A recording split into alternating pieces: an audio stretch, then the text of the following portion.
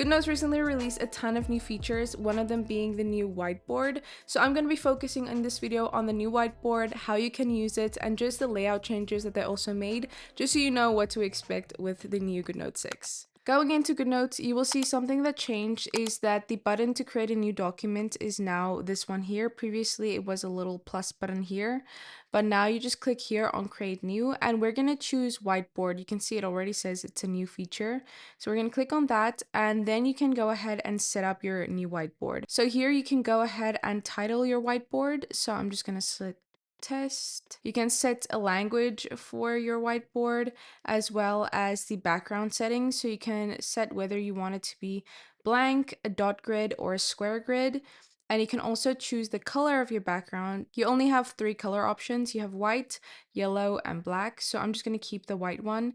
And here it just shows you a little preview of what your background is going to look like. You will also see down here you have a bunch of templates that you can use. So if you select one of these, it will be added into your whiteboard when you create it. I'm not going to add any of these now. We will be getting to them a bit later. So I'm just going to click on create. And then you will see you have your whiteboard now. And this is basically just a large canvas that you can use to make group projects, do brainstorming. Maybe if you're a teacher, you want to use this as an actual like whiteboard with mirroring. There are so many different use cases for this. If you're wondering whether you're going to be able to use these new features with the plan that you have for Goodnotes 6, you can just go to Goodnotes site. I will have this page linked in the description. Here you can see all the different plans that they have and what features are included. I'm pretty sure I have the essentials one, and I have access to the whiteboard and the new text document feature. The only thing that I might be missing out on is some of the new AI features, which I don't really use, so I don't really care about that. But you can go here to see all features here, and it gives you an in-depth overview of what features you will be able to use and which ones you won't be able to use with each of the plans. But yeah, if you have the basic essentials plan for Goodnotes 6, you will be able to use the whiteboard feature, no problem. So for your whiteboard, you will have this canvas here. You have a limit to it, but it is a large canvas. I don't think you're gonna be filling it up really easily. So down here, you will see some settings for your document. I'm going to go into a document that already has some things to it so I can clearly show this to you. So here we have a document, and I have a few things already on this whiteboard. So down here is your mini map. So this is going to help you navigate your whiteboard, especially if you have a lot going on and a lot of different things on your whiteboard, if you want to easily navigate it. So here you will see the percentage that we are now zoomed in. So this all the way zoomed in is 600%, and all the way zoomed out is 4%. So here you can see how large the canvas actually is, and then you can just zoom in to however much you want that's comfortable for you to write on. You can click here to see a few options. So here you can select zoom in, zoom out, zoom to fit content. So everything that's on your whiteboard will be showing when you click that option. And then you have zoom to 100%. I'm guessing that's just a good default that people like to use. But then we also have this option right here. This is your mini map. So when you click on that, it's going to open up this little view here where you can see a preview of everything that's on your whiteboard. It is just like gray shapes on a background, but it allows you to quickly navigate to certain sections in your whiteboard. So you can use your mini map for that. And there are also just a few little things you can do within this. So obviously, like I just did, you can drag around to quickly move to different areas in your whiteboard. You can also double tap on your mini map, and then it will bring all of the content that is on your whiteboard on your screen. So similar to the zoom to fit content option, but you can just double click on your mini map and that does the same thing. Also, of course, you can just use the zoom in option here and it will zoom in here as well on your little mini map. And if you don't want this showing, you can just hide it by clicking on the mini map icon here. So yeah, that is how you can toggle that on or off. So the mini map is going to be really helpful if you have a lot of things going on in a document and you want to be able to easily navigate it. Another important thing to note with the whiteboard feature is that you can have more than just one board. So of course your board is large, so you can fit a lot on here. But if you want maybe multiple boards for a certain project, you can go here to your sidebar And here you will see boards, and it will show you board 1. This is the one that I have, and I can click on add board, and it's just gonna make it a plain board now that I can now again fill in. So you can have more than one and you can navigate them right here. So this is kind of similar to how you have pages in notebooks. You just have multiple boards in a whiteboard. When you click on a board option here, you can also choose to rename it, duplicate it, move it to a different section in Goodnotes, export it, or open it in a new window, or just simply delete it. So that's some of the settings that you now have for whiteboards. Now, something else you will also notice is that we have kind of a new look to the toolbar here at the top, and some things just look a bit different. Now, this isn't specific to the whiteboard, but I figured I'd share it in this video so you know what to expect with the new update. So of course we are now in like writing / editing mode, but if you wanted to go into like read only mode, then you have to select this little icon here. So you tap on it and it goes into read only mode, and then tap on it again, and then your toolbar appears. Then we have our tools here, and at default it will always be on the lasso tool. Of course, the lasso tool still works the same way. You can choose between a rectangular or freehand lasso, and you have all your toggles here if you want to select a certain type of media in your document. So that is where the lasso tool is. And now when you go to your pen tool, you will see that all your writing utensils are underneath this one section. And then we kind of have like a floating menu here that shows your different tools. So the first one is of course our pen tool here, and just like we've always had, you can select the width and the stroke settings and the color and all that. You have your presets here as well. It's just kind of in this floating toolbar here.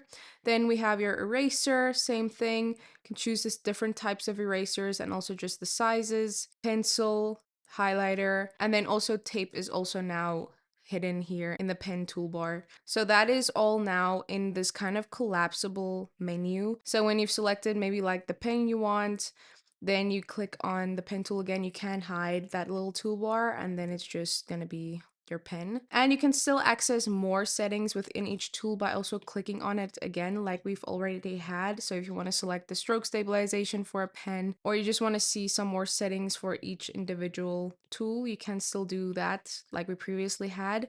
And you can also just hide it again. I'm just popping in here to share a feature that I'm not sure if it came out with this update or maybe an earlier update, but it's really nice and I just wanted to mention it. But when you go to create something with the pen tool, like handwriting, so I'm just gonna write a sentence real quick. Please excuse my messy handwriting, but a really cool feature when you have the lasso tool selected and you select handwriting, then you go to these 3 dots here, you will see the option for edit handwriting. Now we have had the basic editing, so that means you can adjust the text box and then it will adjust your text accordingly, and you can also select handwriting and copy it or delete it. So we've had that before, but what you can also do now is you can, when you go to the edit handwriting, you have this little icon here, and this will straighten out your handwriting, which is really nice, especially if you have like a blank canvas on the whiteboard and you're going a bit skew with your handwriting. You can just select this and we'll kind of try to neaten it up a bit and make it one line.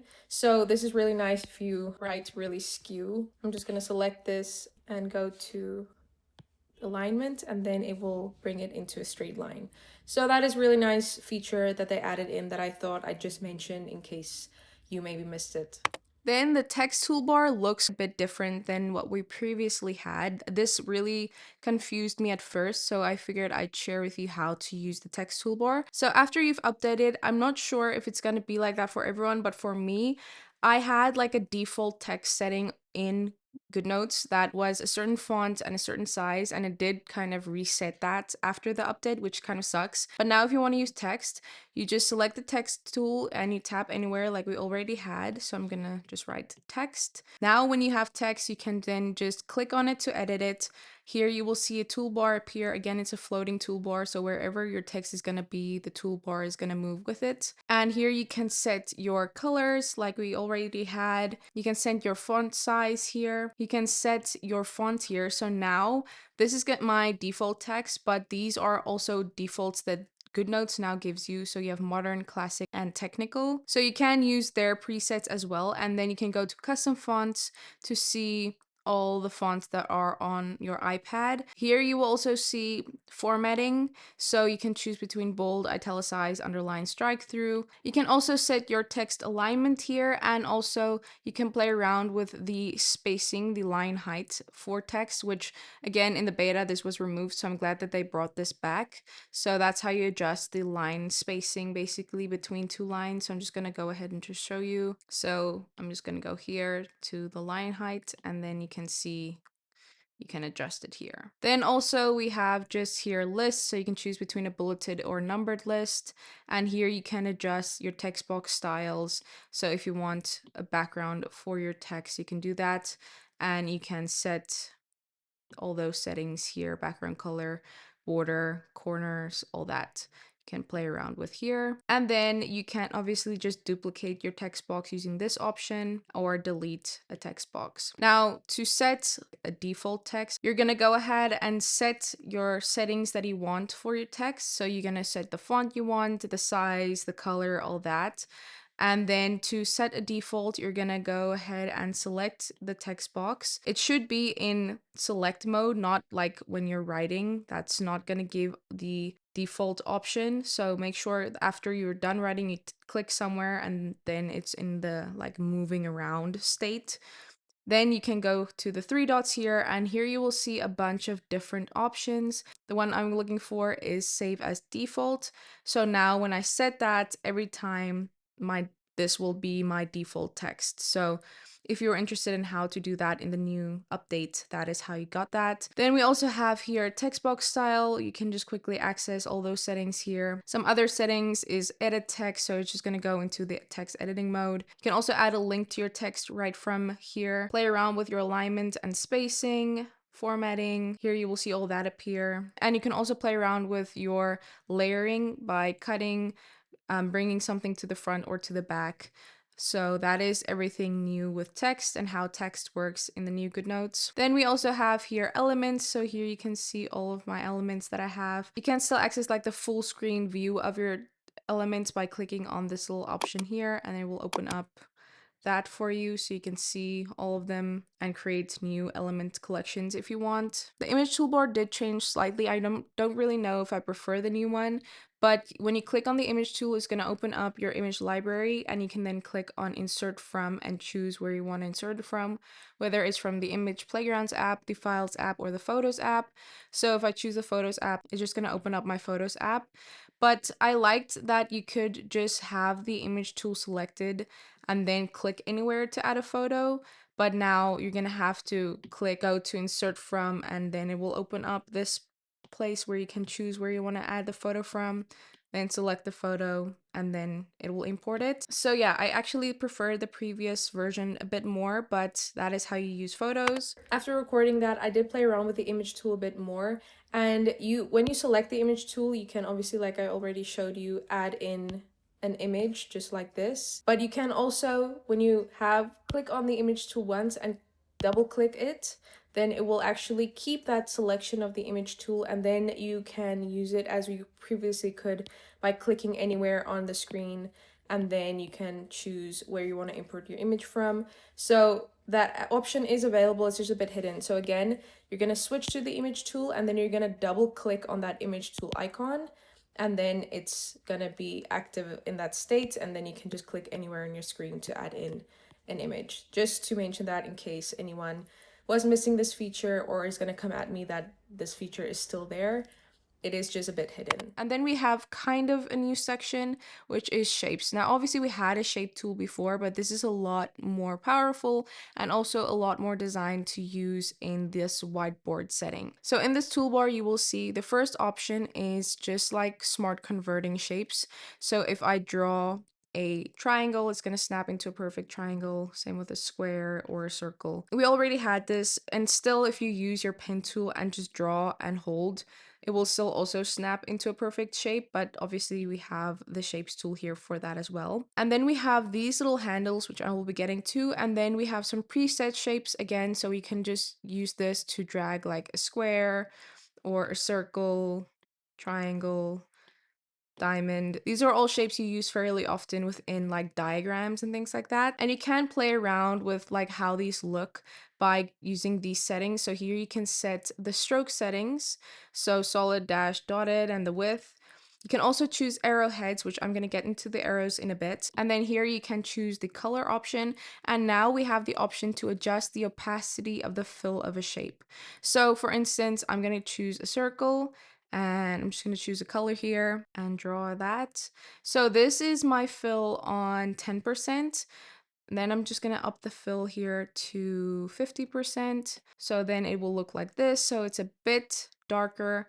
And then of course you can go all the way up to 100%, which will just fill your shape with a solid color. So the opacity of these are just a bit lower than of course the 100% fill. So it's nice that we now have the option to actually edit that. You can of course just turn fill off completely and then it will just be like a shape without any fill inside. You can also, when you've created a shape, click on it to just edit it again. So here you can go ahead and play around with the full opacity and the color and all that right from this menu bar here. And you can also adjust the line width of your shape and the type of stroke that you have for each shape after you've already drawn it. Duplicate, delete, and then here again you have a few different options. I'm going to quickly draw a square here. Now when you go to the three dots here, you can go to edit shape.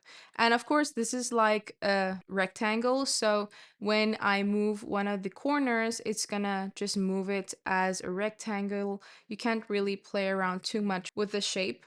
But when you go to the three dots and click on edit shape, then it kind of becomes more of like a freeform shape that you can adjust the corners of and really make it look the way that you want it to. And then when you select your shape, you can move it around as one unit and resize it. But if you want to be more precise with the corners of your shapes and things like that, then you can use the edit shape option. So that is using shapes, but now we have these little arrows here, which you can use to connect shapes and create diagrams. And like I said, this is very catered to like Whiteboard, the Whiteboard layout, and what other apps have also done in the past with whiteboards. So now you have these two options. So these do the same thing, they're just two different styles.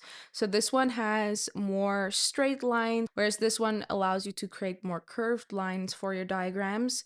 So I'm just gonna connect these two shapes. So I'm just gonna do this. And there you can see the shapes are connected. I know it looks a bit weird since the shape is kind of like this, but it's working off of the border that's around the shape when you select it. That is the straight line, and then a curved line will look more like this. So it's a bit more flexible, and you can actually edit how these look after you've created them as well. So for this one, I can just click and then adjust where I want the arrowhead to be. So I can just move it around however I want. Same with the curved one, you will see these handles appear so you can be more precise with the shape you want for that curve. Then you have some settings that you can adjust beforehand. So when I select this first arrow, when I go to these settings, I can choose what I want the starting point and the ending point of this line to be. So for the beginning and the end, I can set it to either like a straight line like this one here, or a arrow, or a filled in arrow. So those are the three different options you have for the starting point and the end point of your lines. And I'm just gonna choose this and this. You can also of course change the color of your lines and also the width of your lines. And I'm just gonna draw, I think, a curved option from this circle to this shape. There we go. So then that is what the points will look like, and it is now connected. I can of course again just edit how this curve looks. And you can, when you click on this line, also edit the points again. So I can set this to be like no arrow and this one to be just like an open arrow, just like that. So you can adjust all that afterwards as well if you want. But yeah, this is going to be really nice when you want to create flow charts or diagrams. Even if you just want to do something like this that I did for my videos, I can just add like a title, add some images, and then just draw arrows. You can use it that way. For the video that I did where I first went over all these features, here you can also see what that looks like. So I had some boxes with some arrows going around, and I added some text into the box, into the shape boxes, all that. So that's also something you can do. To add text to a shape, you just click on it, go to the three dots, and then select edit text, and then you can just add in whatever text you want into that shape. And you can also play around with like the coloring and also the font and all that you can play around with here. These are a bit more limited to custom fonts. You can only use the preset fonts, I think, for the shapes. You can also use your text box, of course, and then just in the middle of a shape, just write. And you can, of course, like draw within your shapes if you want to. And since I added all of these things within the shape, I can even add like an element to this as well. Now, when I go to move this shape, it's kind of gonna group all of those things together, as you can see. So that's really nice. You don't have to worry about selecting everything every single time. Since you put it all in your shape, it's now part of that shape and kind of like grouped within that shape. So I can move my shapes around as I want to, and the handles and everything will move with my shape, and everything that's in the shape will also move with my shape. So that is really nice if you just want to quickly rearrange some of your flow charts or diagrams. Then you can do that without having to worry about having to move each individual part or the lines, whatever.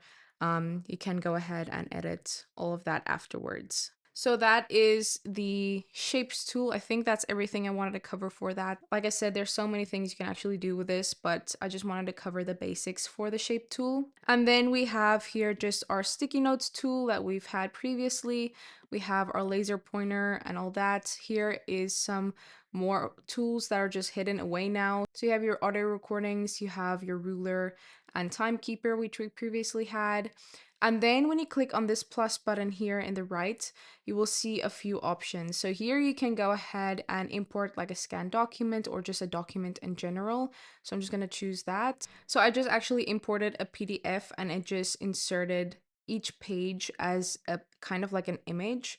So you can import documents into your whiteboards, which is really nice if you want to maybe like annotate certain parts of it within your whiteboard. And then you can also go ahead here and use the templates, which we previously saw when you just created the whiteboard. You were able to use templates, but here you can see just some quick options for adding in templates, or you can go to view all templates and it will show all of them here for you. I'm pretty sure they'll probably add to this even more once the update is rolled out for a while. So for instance, if I want to use this team meeting one, I can click on it, click on add to board, and here you will see it appear. So I can drag this to wherever I want it to be. I can make it larger and have that on my whiteboard. So then I can just simply go in and fill all of it out as I would like. So you can use the templates afterwards if you didn't originally use a template. You can also edit the whiteboard settings afterwards as well. So when you go to the three dots here, you will see board one, you will see the background pattern. You can change that afterwards. And also the background color of your board, you can also change afterwards as well. So that is basically everything that's new with the whiteboard and just overall what's new in Goodnotes. You will also see this same new toolbar will go over into like just your regular documents. So if I just go into my regular digital planner that I have in Goodnotes, I still have all these features. I still have the arrows that I can use within these documents as well. So these aren't just limited to the whiteboard, but I think they're going to be mostly used probably within whiteboards. But yeah, you have all that still in your regular documents. So that's the new whiteboard feature on Goodnotes 6. I hope you guys enjoyed this video. Let me know in the comments if you have any particular questions about this, how it works, if there's something that isn't clear. But thank you so much for watching. I really appreciate you, and I'll see you in my next video. Bye!